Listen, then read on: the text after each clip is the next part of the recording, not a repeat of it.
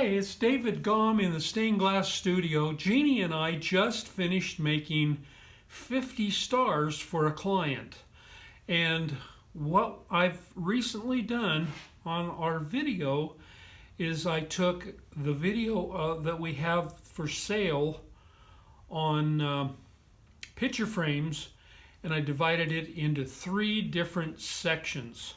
So this first one, you're going to see Jeannie and I talking about cutting glass and then foiling glass. All right, hope you enjoy this. Hi, I'm David Gomm and welcome to the Stained Glass Studio. Today, we've got a very exciting little project that you can make using your stained glass tools that you already have, the skills that you already have, and you'll be able to make something really nice. And so to introduce this project to you, I want to have Jeannie Gomm, just the most fantastic designer I know. She's going to help you out with this new project. So Jeannie, tell the folks what the project is. Well, I would love to show you how to make a stained glass picture frame today. And first of all, you need to find out what kind of size you want your picture to fit in. You could do an 8x10, you could do a 5x7, 4x5, or 4x6. So we'll start, shall we start with a 4x6? Okay, in fact, I think we might want to do all these. By the way, these patterns are going to be available on your disk. You'll be able to open them up on the disk. You just put them into a computer. You'll find PDF files. This one's a 4x6. A 4x6 is the standard photo that you can get from any Photoshop. And then you can also do a 5x7. There's a little more detail to it because, see, these squares here are 2x2 squares.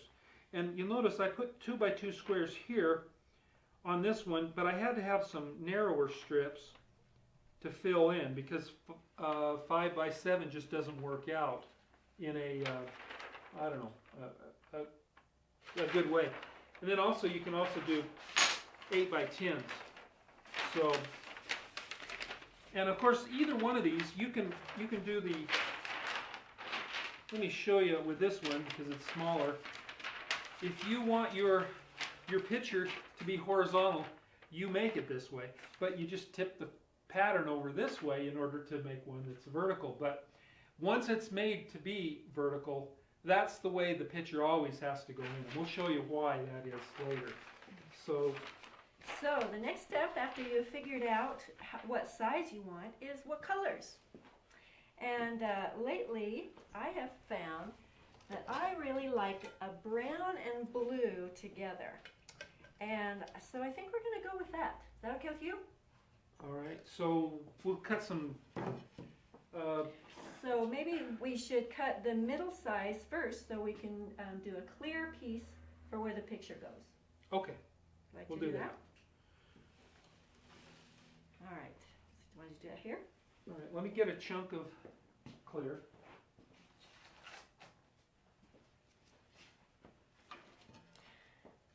I went to a wedding reception recently and they had browns and blues together and I thought, wow, that is really pretty.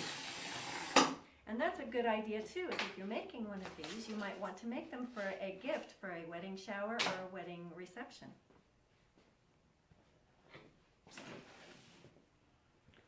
Okay, I cut this from a full sheet. This is 8 inches wide now.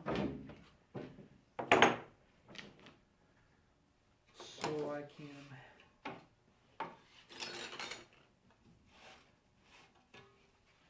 now we're using a strip cutter so that we can get very square lines.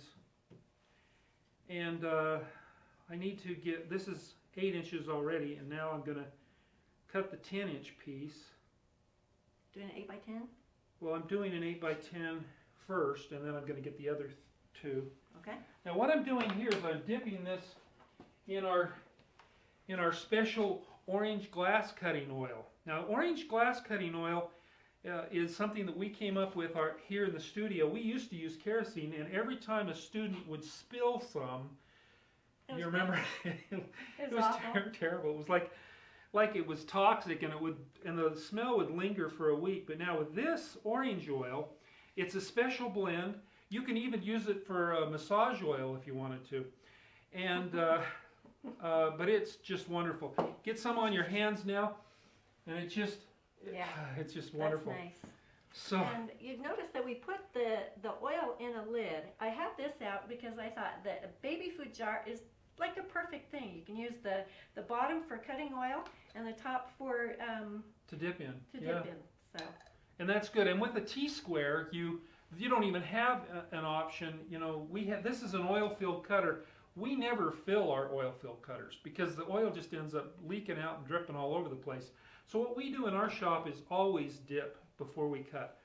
So now you'll notice first I run the T-square cutter across the piece of glass, but I do not score the glass. All I was doing was rolling the little wheel back and forth so that I got some oil onto the glass. And so now here I go, and there's the score. You can easily see that it's got a scratch along there. The weakness it's ready to be broken. So there's my 8 by 10, and then we have a 4 by 6, and what was the other size? 4 by 6 and 5 by 7. Okay, so I'll just do a 5-inch.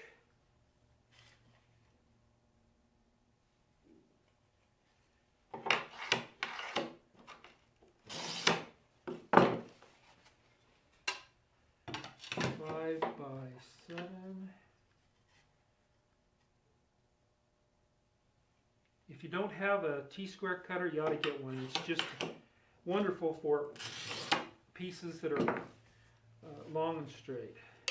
Okay, there's our 5 by 7. What was the other one? 4 by 6? Mm-hmm. 4 by 6. Okay. So this time I'll cut it down to 6 first.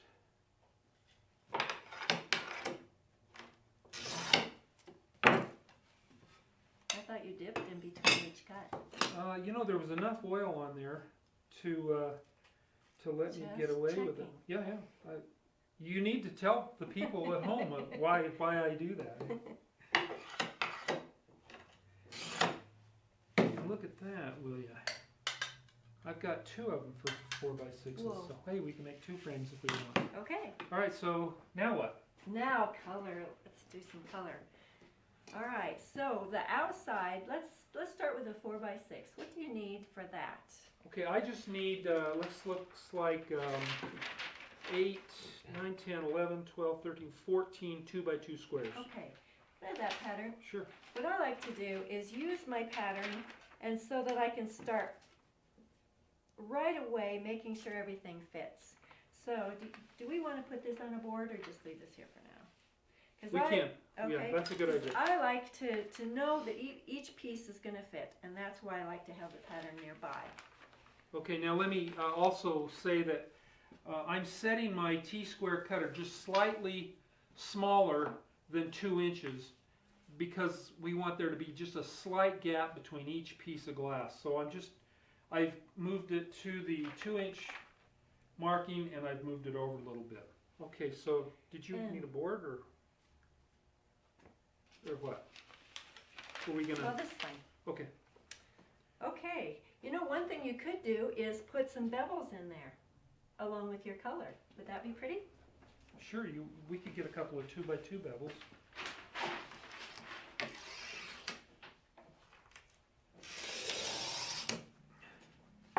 Now on this cut, you'll notice that I just have a small strip that's coming off, and so what I do is take the running pliers with the curved jaw so that it's curved in this manner. That's what this line is right here. I place it directly over the score, squeeze down, and that snaps off the little excess perfectly for me. You know, I don't have a square line here because of this piece of paper. How about if we move it up? How's that? Now you can see our ugly table. It's kind of worn out. I guess I need to replace it. So there we go.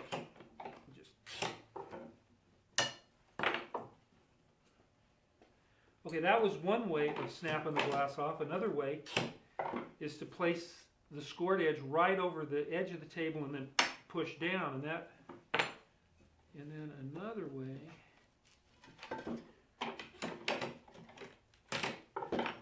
you take both hands and rock them apart.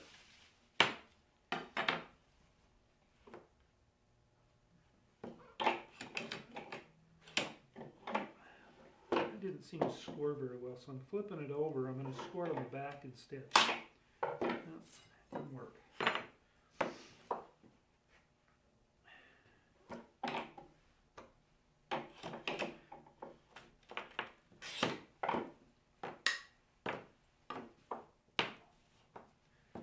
On this particular project, since we're using the T-square cutter on all of our cuts, we do not need to grind any of them,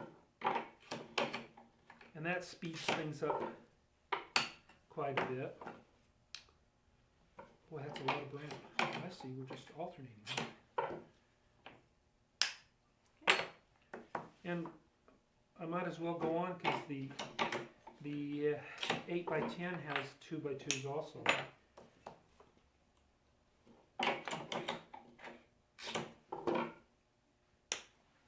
Okay, how about some blue? All right.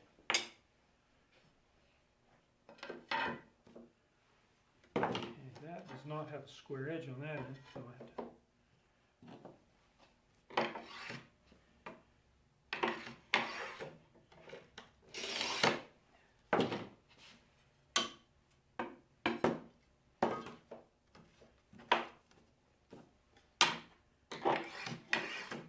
Enough oil left for a second.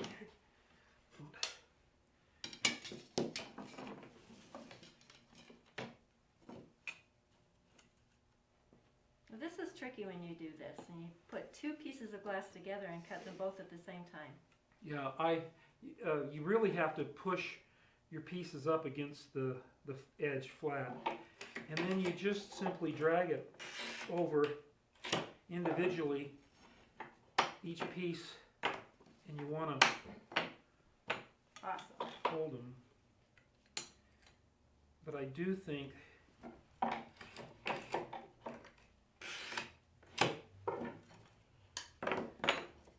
might notice I'm getting a better score on the first edge than I am on the second piece.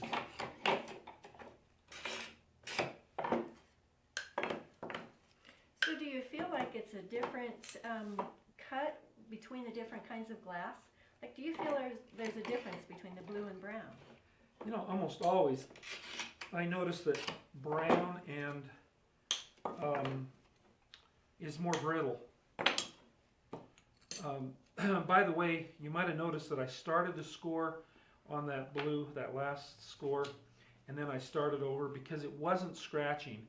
Now, you never ever go over a scratch in the glass or it'll dull your cutter, but that had not scratched, and so I was able to go back over it. Are we done with that part now? Well, what do you think? We've got the blues and browns and one interesting little clear. Shall we add another clear?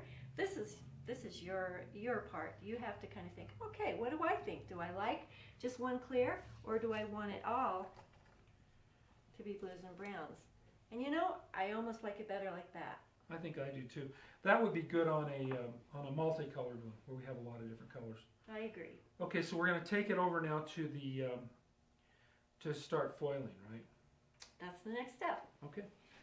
Right now I'm putting in some nails in the perimeter of the project. I'm using horseshoe nails, and the reason for that is because one side is flat, and so that'll fit right up nicely against the glass. And so as I press the glass up against there, it'll fit. So I need to put 2 nails on each piece of glass, because I don't want one of my corners slipping out. I want it to be uniform all the way around, so that when I solder it, I really need the sides to be flat. So this is helping me with that. Now, something David says is that if you're nailing down, make sure you hit your thumb and not the glass, because your thumb will heal.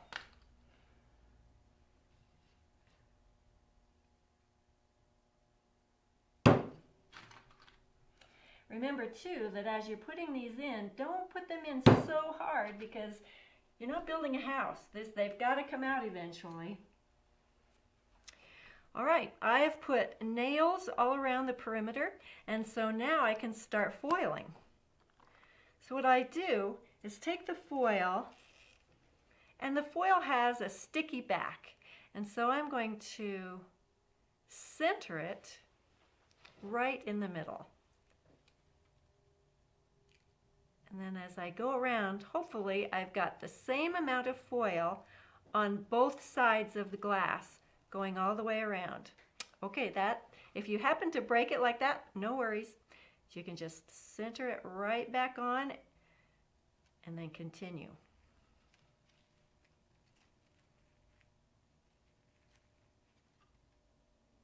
Okay, then you get to the end, kind of make a little curve over, and then you pinch all the way around. Okay, I kind of like to make a hospital corner here because I want my corners to be nice, because as you are soldering, you want to have a nice corner to solder to, and so I'm being careful to do that. Okay. David, could you hand me a fid? Once I get all of this foiled, I like to use this fid and then burnish the edges down. It just gives me a flat surface because I want an easier time when I'm soldering, and I want it to all look nice. Okay, so I'll sit that back down, and I'm just going to foil each one of these pieces.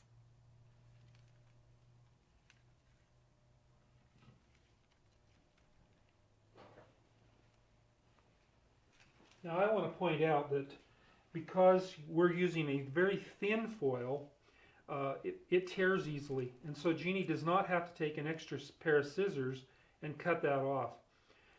If you're using a thicker foil like the maybe an Inland brand foil, they sometimes have a thicker configuration of foil, and you might want to use a pair of scissors to cut it off.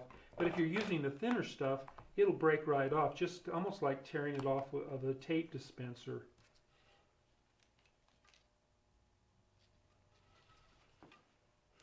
Now David likes to cut this off after each piece so it doesn't get in his way, but I don't mind just kind of letting it fall because maybe it's when my grandmother used to teach me how to peel apples. The peel would just go on and on and on, and I'd kind of make a game out of how long I could make the peel. Yeah, it drives me nuts, but Jeannie enjoys it. All right, well, I hope you enjoyed the cutting part, and now the next two sections will be about soldering and then soldering metal. And I've differentiated the two because they're different on this particular project. All right, see you on the next video.